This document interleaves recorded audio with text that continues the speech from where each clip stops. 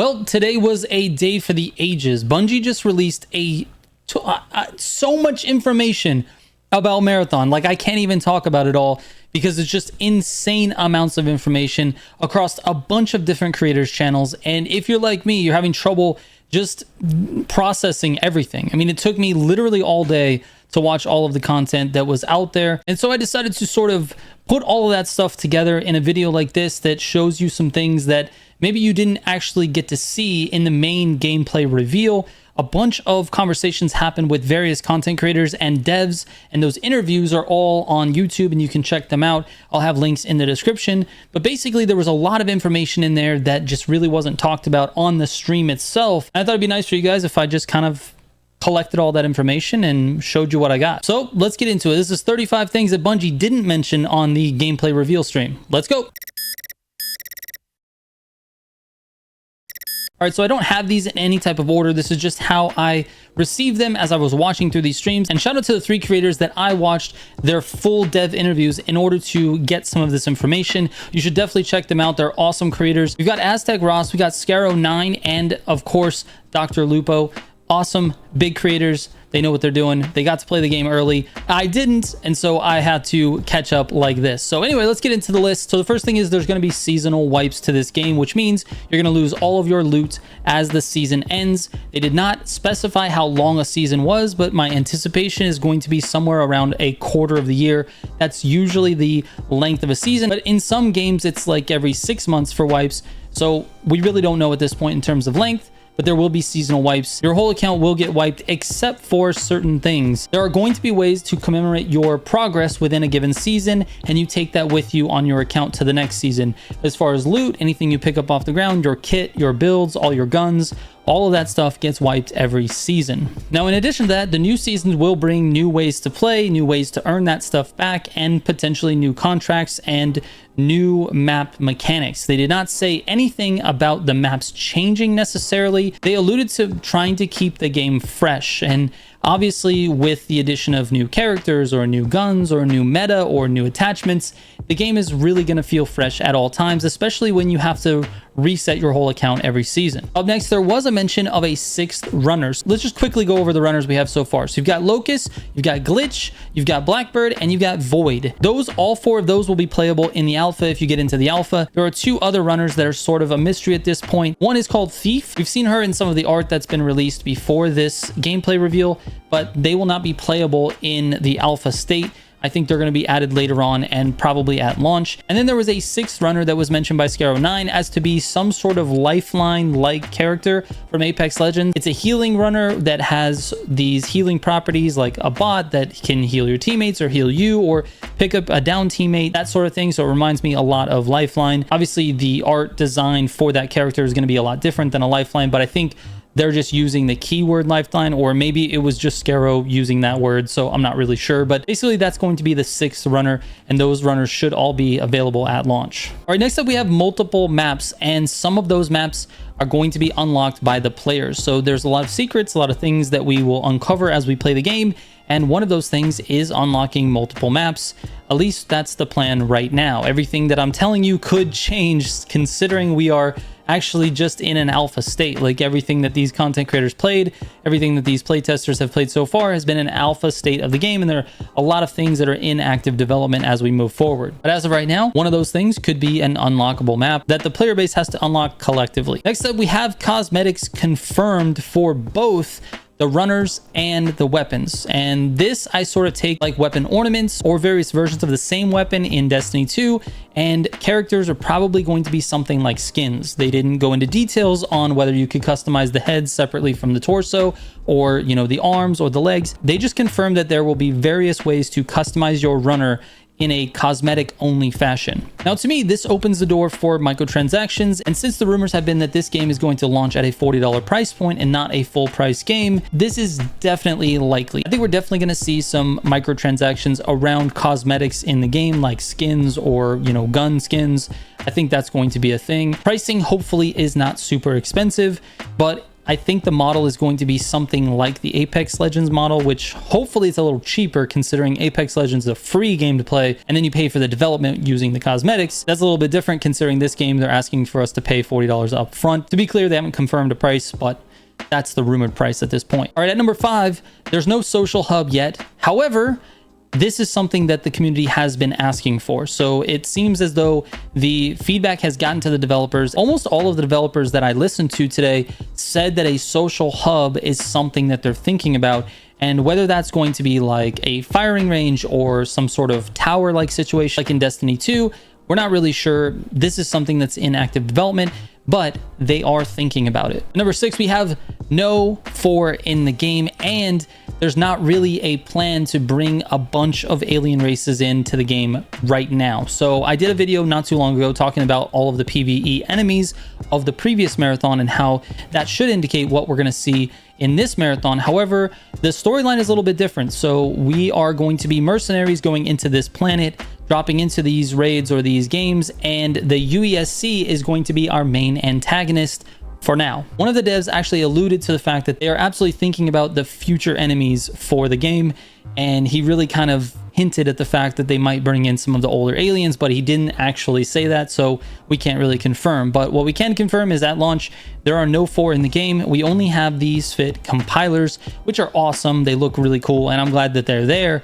But it would be nice to see some 4 or possibly some Flicta or something that's like really crazy. However, we're going to be shooting a lot of robots, I believe, at this point. And number 7, this one's kind of cool. There's actually public events inside the sessions, and I don't have like a real word for them. They're not called public events, but that's the thing that it kind of reminds me of back in Destiny, is sort of this event that kind of happens based on player engagement with the environment, and then it unlocks something and then starts some other process, and then you have to fight something. There's like boss fights, there's these, you know, basically public event types things that you guys can kind of work collectively on, but then you'll have to fight over the loot that's at the end of that, which I thought is pretty cool. At number 8, there's going to be cosmetic account stuff that carries on from season to season. I already mentioned this, but I have it written down on my list so far down that I don't know why it was different, but there you go. Cosmetic items that you're going to be able to see and show off to other players that you completed X task in X season. At number 9, gun attachments and mods are non-transferable as of right now. So this is something that Dr. Lupo harped on the devs a lot about. He said that basically when you put a mod on a gun, it takes the place of the mod that was in that slot and destroys that mod, and you cannot remove the mod from the gun to put it on a different gun. And the idea behind this is so that they can control the economy, so that there's not just mods flying around everywhere or players dropping mods so that other players can get it, which by the way is going to happen. But basically this really limits the ability for the player to take advantage of picking up other players' weapons. So if you pick up a weapon, you maybe don't like that weapon, or the weapon you have has a mod on it you want to keep, but you want that other mod on the gun you just picked up, you have to keep the whole gun and build the gun differently. You can't mix and match mods. Once it's on the gun, that mod is attached to that gun. Now, obviously, this is something that could change considering we're in an alpha state, but for now, this doesn't really seem like the best way to approach that system. All right, at number 10, we've got no persistent zones. This means you're not going to have players coming into the game afterwards. You have basically, for the map that they showed, there's 18 players. It's 6 groups of 3, and that's it. Once players exit the game, they exfil or die. That's it. No other new players are coming in. When the timer runs out, that's it. The game is over, and you have to exfil before you run out of time. At number 11, we've got variable weather. This is kind of cool, actually, because I don't really remember a variable weather type of thing in any other extraction shooter. I could be wrong because I don't play a ton of extraction shooters. I'm just a huge fan of Bungie and their games, but it is something that I thought was really neat and noteworthy for this video, is that you will have sort of like a weather theme for that map, and then there will be varying levels of density for that weather. So if you have like a storm, for example, you'll have like maybe some light rain, and then maybe some heavy rain, and then maybe some like thunder and lightning and things like that, which then brings me to number 12, which is the environmental effects that are on the player once something happens. So for example, if there is a lightning strike, it notifies the player a little bit ahead of the lightning strike, and you have to move out of the way of it. If you get hit by a lightning strike, it actually will EMP all of your equipment for a short amount of time, which that's pretty awesome actually. It just adds another environmental thing that you have to be aware of. And in addition to that, there are like plants that can poison you, and those poisons have effects. You can actually die from a poisoned effect because the poison actually only attacks the health and not the shields. All really cool information around the environment. There's other things like that as well, but just know that environmental effects are going to be a thing in the game. Now at number 13, we're gonna go back to the time limit thing. Once the time limit is reached, it starts out at 25 minutes. When you get to the end of that time limit, you have a 2-minute timer to exfil on one spot in the map. There will be one last exfil station that is going to allow you to exfil. Anyone else that's left on the map can also exfil there. And the really neat thing about this is that you don't have to kill the other team in order to exfil. It's also not exclusive to one team. Everyone there can leave at the same time, which means they're going to be fighting with each other at the end in order to get rid of the AI. And that's because the AI is ramped up in difficulty. They are super alert. There's going to be more spawning. There's going to be more on you. They're going to be faster. They're going to be able to track you better. And so the AI response, the PvE response to when the timer goes out, is basically them saying, you need to leave. You're not welcome here. And that's exactly what you need to do. So I can definitely see some teams fighting it out and trying to grab that extra bit of loot from the other players. And I can also see it where there's like only 2 teams left and they've been looting the entire game. So they're all looted up. They have the things they want. And there's really no reason to fight each other and take each other down, because then they'll just be losing things for no reason. And they can just fight the AI and survive and do it sort of together and team up. At number 14, I think this is a big one, and it's a question that a lot of people have been asking. There is no other dedicated PvE modes in the game as of right now. It's something that they are looking into. They've said that this is something that they might want to add in the future. However, what they're trying to do is hammer this mode. They want to make sure that this mode lands with the players and that it's the best that it can be, and then they can start moving on to other modes. But right now, PvPvE is the only way you're going to be able to play this game for now. At number 15, this is kind of a unique one. There are actually invisible AI that you'll have to deal with, and some of them are called like ghost commanders. They're basically PvE AI that you're going to have to fight that are actually invisible, and you'll have to find them and locate them. And some of them will be a lot tougher. Some of them just, you know, spawn in an area. I think this might be what Dr. Lupo was talking about when he said that there is going to be boss battles. So that's kind of a neat thing.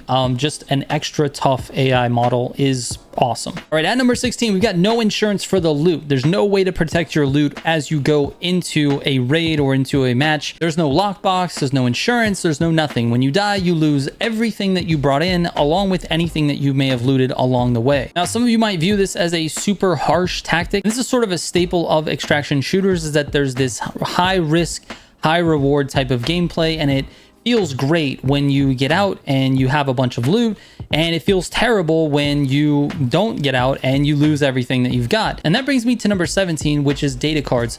Data cards are a type of thing that you can pick up or loot, and that gives you money directly. This is something that you take with you even when you leave.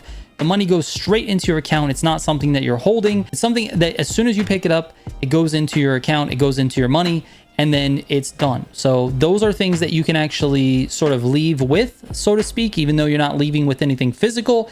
You're actually getting some money for your time. At number 18, let's talk about materials. This is something really cool, and it definitely is a team-based mechanic. This is sort of to incentivize people to play as a team, and that is that some of the loot is shared, specifically purple materials and up. So purple or gold materials, those materials are shared across the whole team, meaning let's say one of you picks up a purple material and then the other 2 players on your team do not, and they both die, and only one person extracts with that purple material. When you get out, it is duplicated to the other 2 players. So basically the purple loot is shared, the gold loot is shared among the whole team, and that's actually really nice. It's the same way with your XP as well. All right, at number 19, let's talk a little bit about attachments. So there's not any attachments or mods to your gun that will increase your damage. It's all going to be outside of that. It's going to give you better sights. It's going to give you increased range, or it's going to give you, you know, stability, or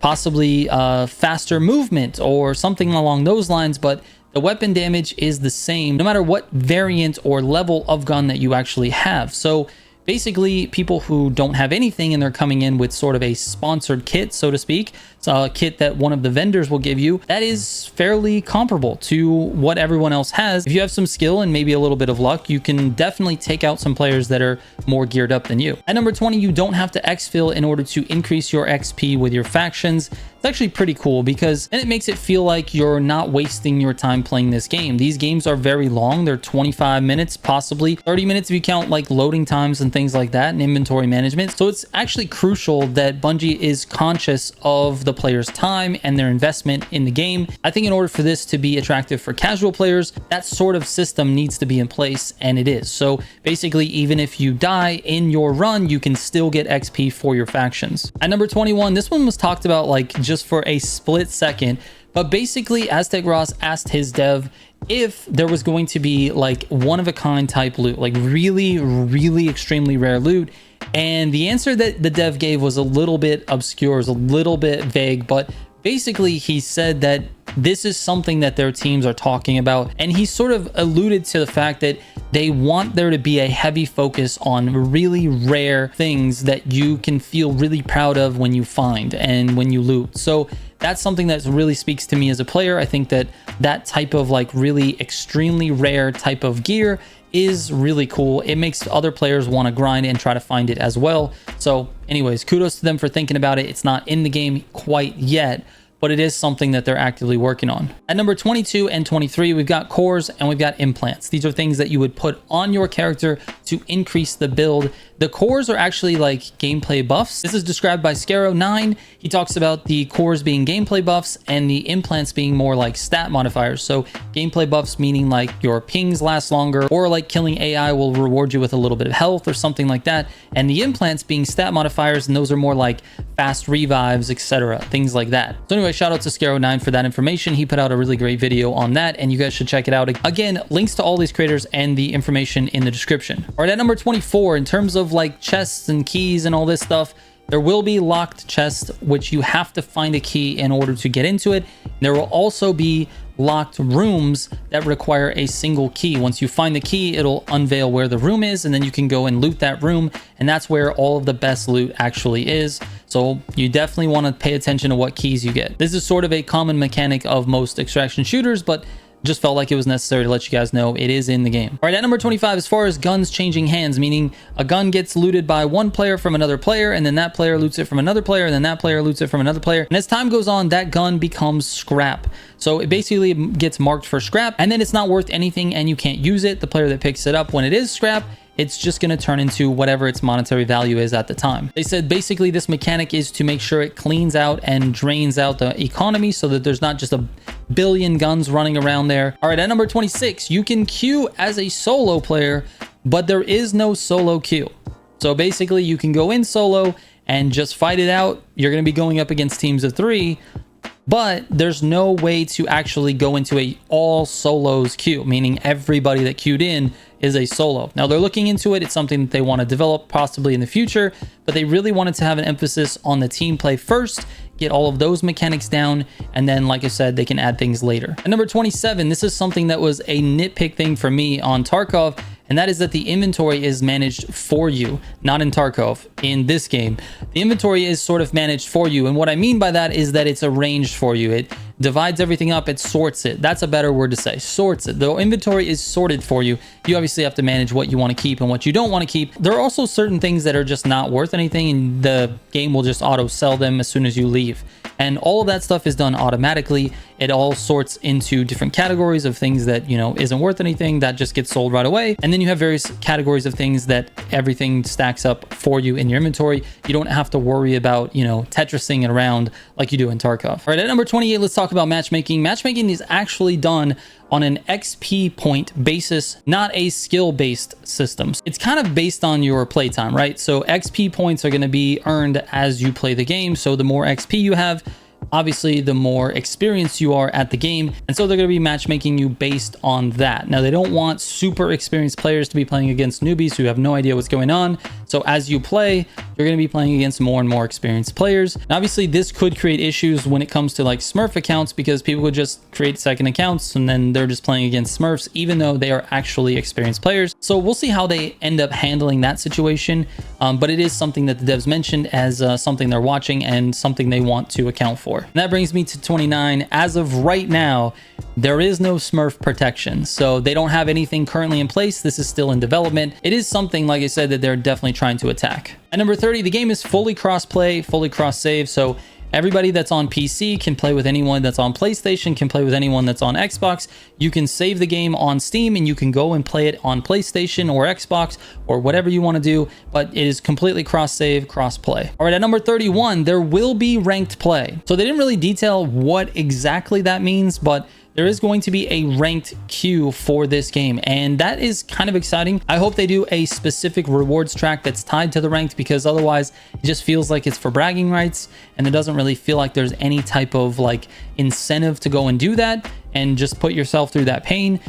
But if there are rewards tied to it that are exclusive to the ranked mode, I think that would be awesome. But keep in mind, again, this is in active development. They said that this is not something that is concrete at this point, but they will have a ranked mode. They are working on it right now. At number 32, there is a reconnect feature if you get disconnected. They said, again, it's still in active development, but it is definitely a feature they want to have for launch. And Dr. Lupo actually confirmed that it worked really well in the sessions that he had. He got disconnected, was able to get back in, and they were able to exfil. So that's something that I'm glad that they're working on, because that's often an issue with these games. Sometimes your just connectivity is bad and you get disconnected, and so you want to try to get back in. It's going to give you the option to go ahead and load back into the session that you already were in. All right, at number 33, there are no current plans for any type of kill cams. This is something that I actually really do want.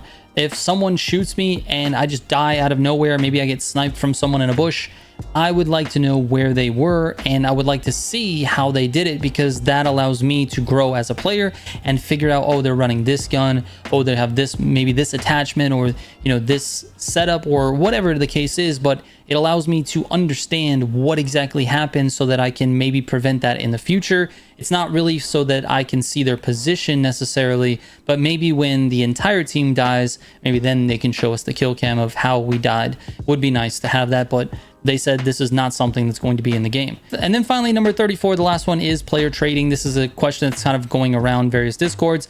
There is no plans for any type of player trading system, and you can kind of drop loot to your teammates and then they can pick it up, but there's not an official system in the game where you can trade for various items. So anyway, that is it. I know it was a long one. Thank you so much for watching. If you have any questions about this, leave it in the comments. Again, shout out to the 3 creators that I watched their DIDN interviews. I learned a lot from them. I learned a lot from watching the stream today, and I really appreciate everyone putting out all the content that they did.